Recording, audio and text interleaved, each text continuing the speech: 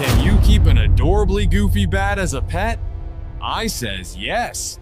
2 years ago, I found a bat right outside Old Man Place next door. Lately, having no luck finding a new little pet.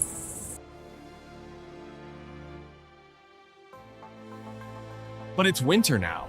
Isn't this little guy supposed to be hibernating? And how did he get up the elevator? Maybe he came down through that hole in the ceiling. He just fell straight down from the ceiling. Let's call him Little Black. He must be thirsty.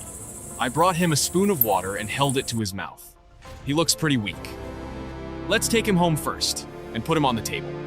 Take a close look. The whole head kinda looks like a mouse, with 2 little black, beady eyes. When you touch the fur on his back, this little guy suddenly opens his mouth wide.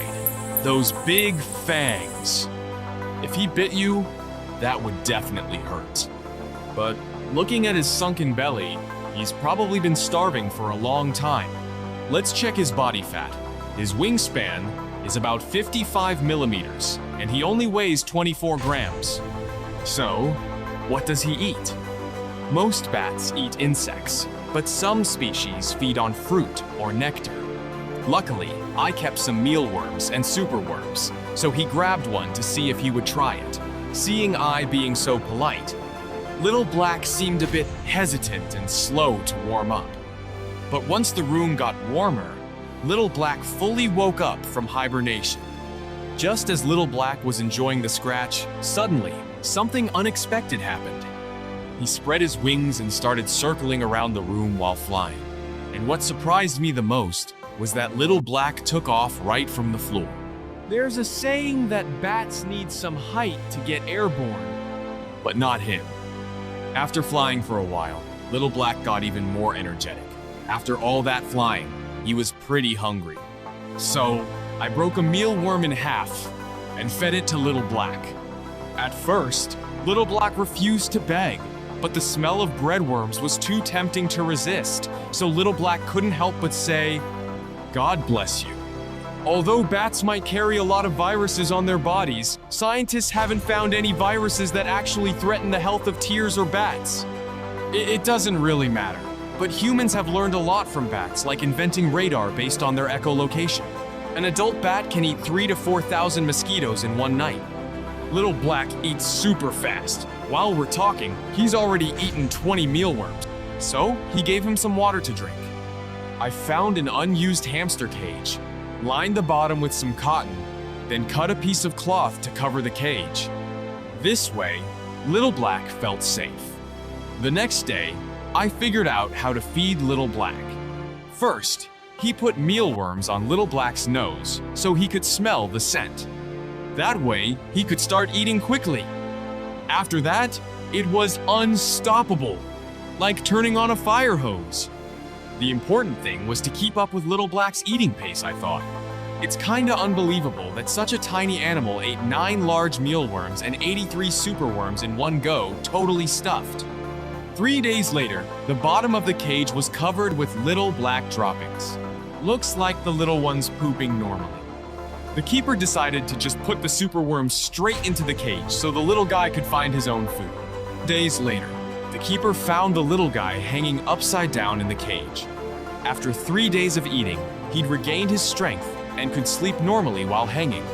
6 days later, the breeder decided to weigh Little Black. His weight had gone up from 20 grams to nearly 30. The dip in his back was gone, and fat was starting to build up, getting him ready for winter. 10 days later, maybe realizing this was his last big meal, Little Black started eating like crazy to store up as much energy as possible. We weighed Little Black again, and he's almost 32 grams now. He looks really healthy and can grab things firmly with his paws. No need to worry anymore. I laid fresh cotton cloth under the cage and also lined the top with cotton so Little Black could stay warm while sleeping. He put Little Black inside the cage down in the basement storage room. A month later, I checked on Little Black and saw him lying on the cotton, sleeping soundly.